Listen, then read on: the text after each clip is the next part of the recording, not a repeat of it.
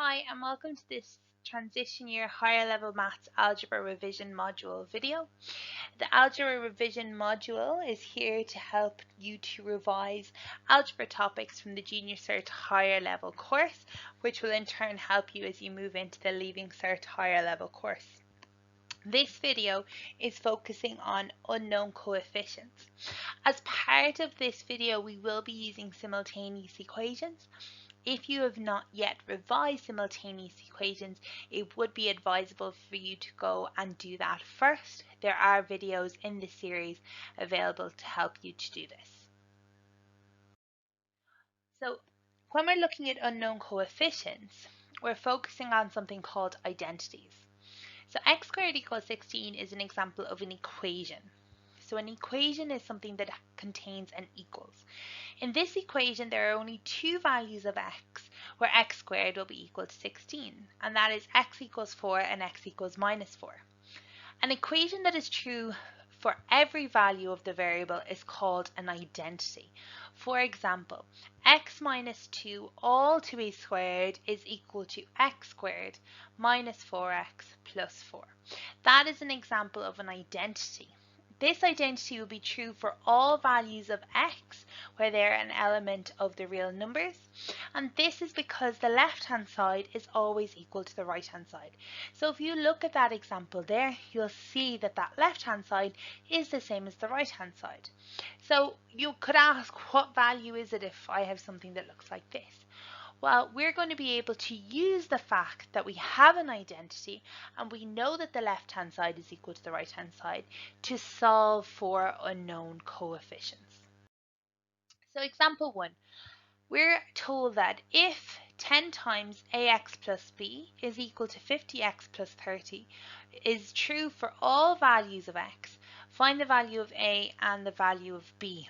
So what we've been given is an identity. How we identify that we have an identity is because we've been told that it's true for all values of x.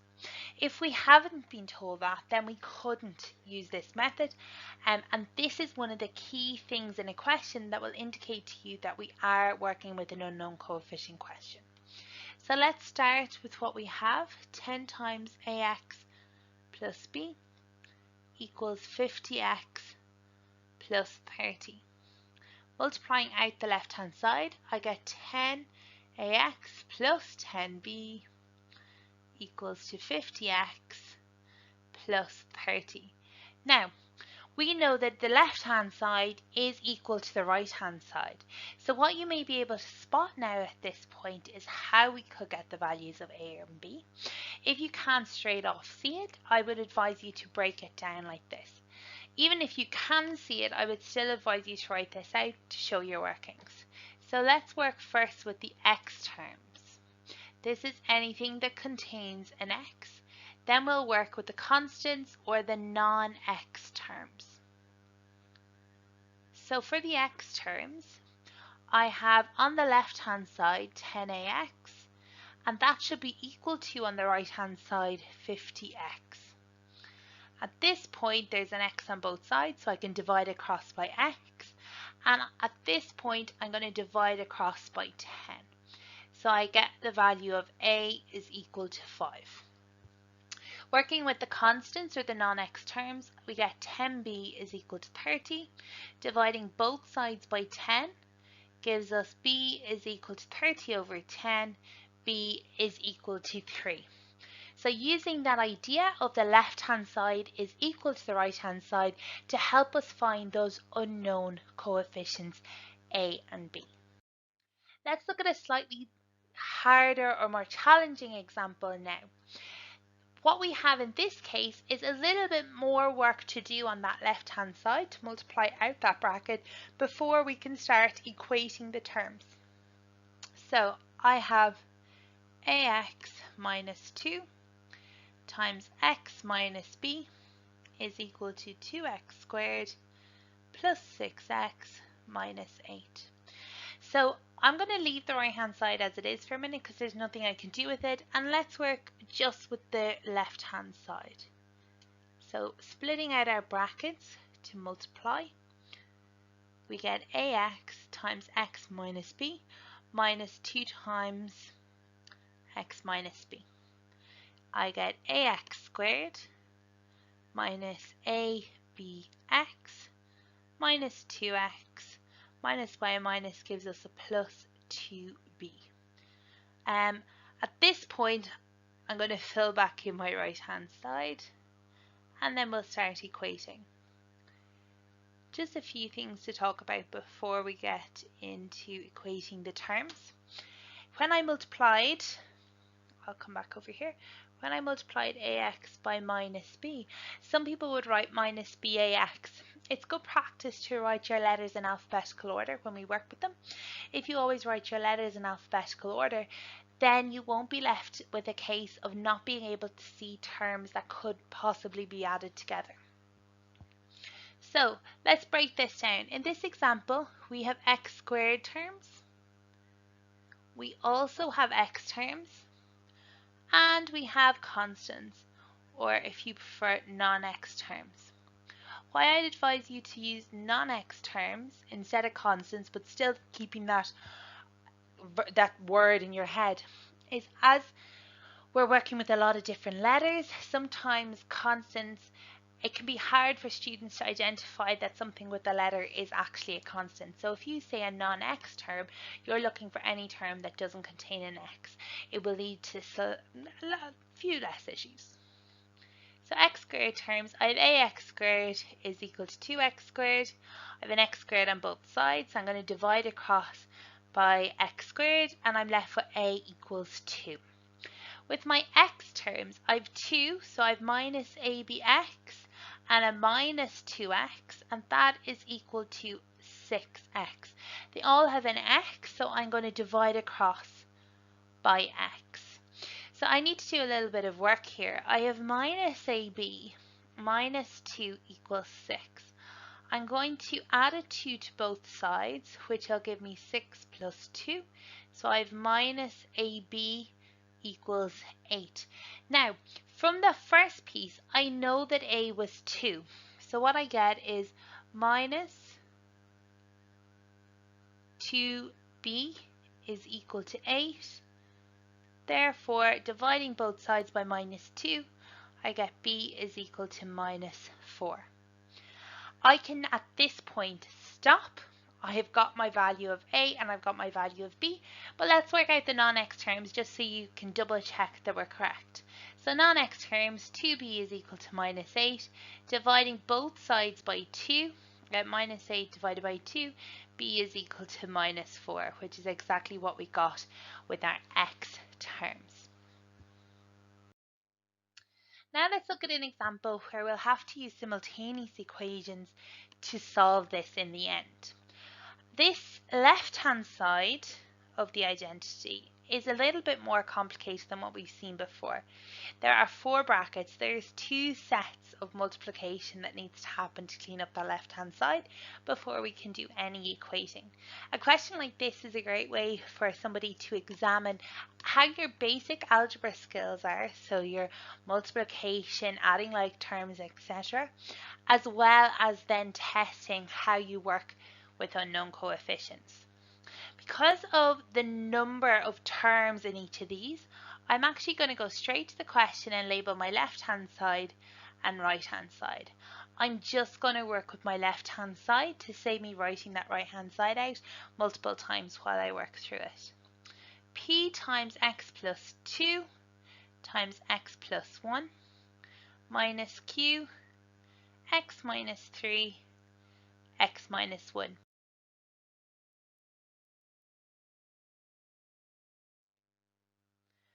When you're multiplying 3 terms, it's important to remember that order does not matter.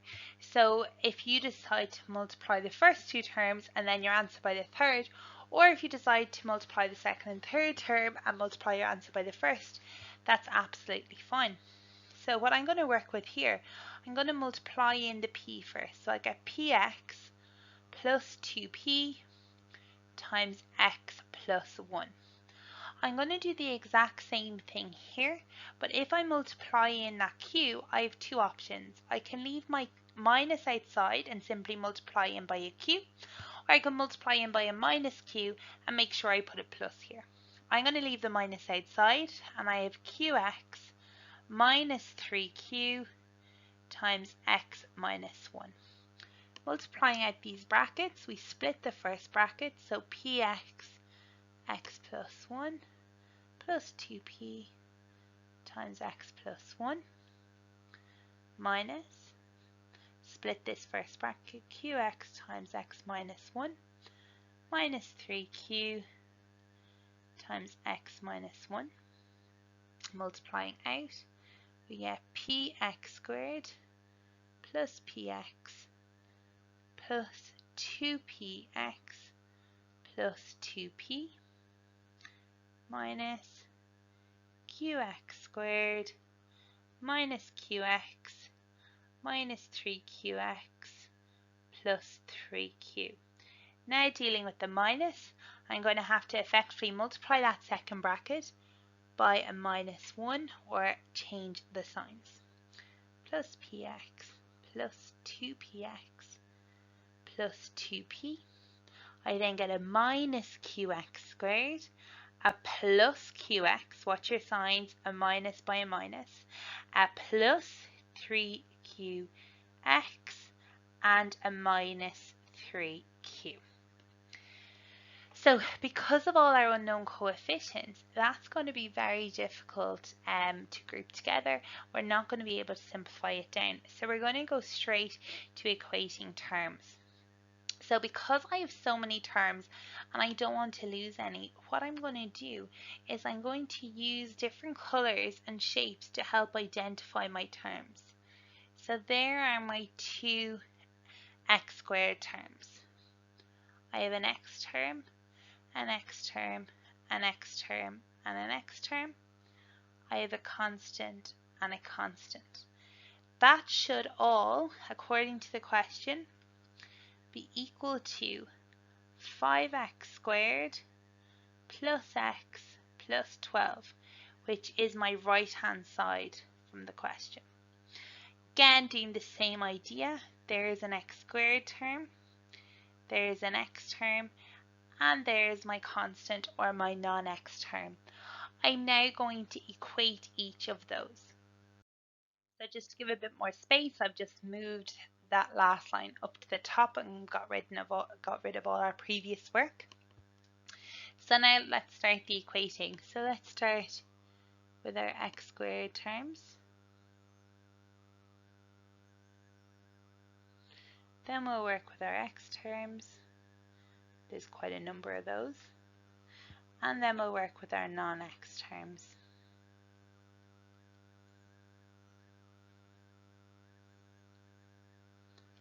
Okay, so our x squared terms, we have px squared on the left hand side minus qx squared on the left hand side is equal to 5x squared on the right hand side.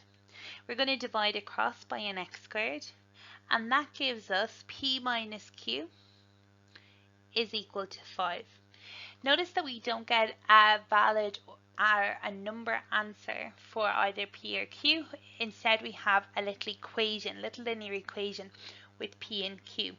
We're going to need this in a second, and I'm going to label this equation 1. Now looking at our x terms, we have px plus 2px plus qx plus 3qx, and that should all equal x. So I'm just going to move over our non-x terms to give ourselves some space.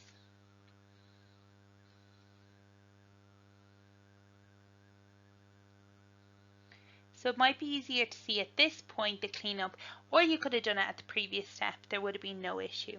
So we have a px and a 2px. We have a 3px. We also have a qx, a plus 3qx, which gives us plus 4qx, and that is all equal to an x, or if you would prefer, we can write that as 1x. Again, I'm going to divide everything across by an x, and I get 3p plus 4q equals 1, and that becomes our equation 2. Now, we can go straight into simultaneous equations there and work with them, but before we do that, let's take a quick look at our non-x terms.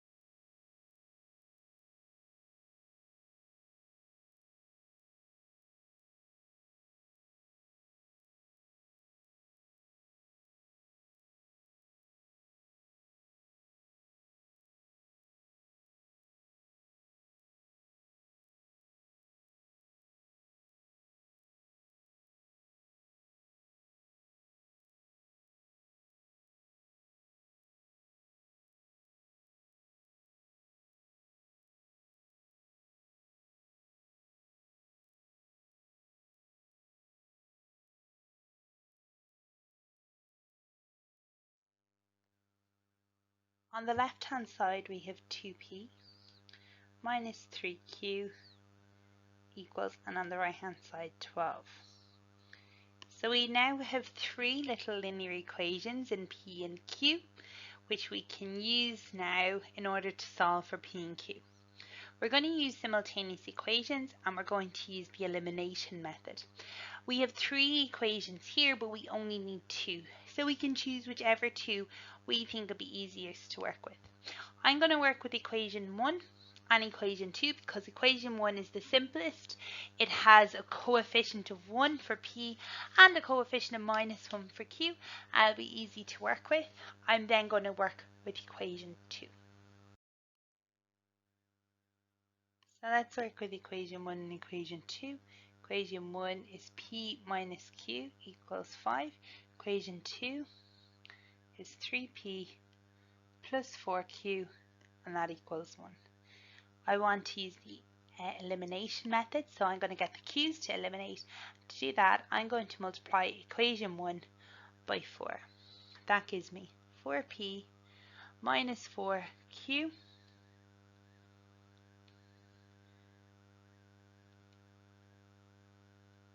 equals 20. Don't forget to multiply out that constant at the end.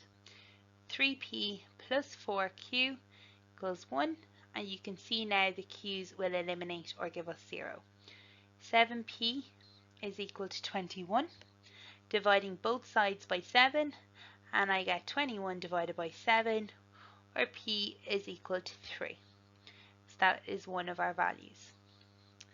Going back to equation 1 then, you can work with any equation to get q. I'm going to use 1 because it's the simplest. P minus q equals 5. I now know p is 3, so 3 minus q is equal to 5. Subtracting a 3 from both sides, get 5 minus 3. Minus q is equal to 2, therefore q, dividing across by minus 1 or changing the signs, whichever way you want to think about it, q gives me minus 2. And there's our answer. So you can see how the unknown coefficients, again in a question like this, it's testing how well you can multiply out brackets, and it's also testing simultaneous equations as well as the unknown coefficient piece, which is equating the x squared terms with the x squared terms and so on. If you had used equation 1 and 3 or 2 and 3, you would have still got the same answer for this, but there is no need to go back. If you do want to double check, you can go back to equation 3 and ensure that when you sub in p is equal to 3 and q is equal to minus 2, that works, and that's a way for you to double check your work.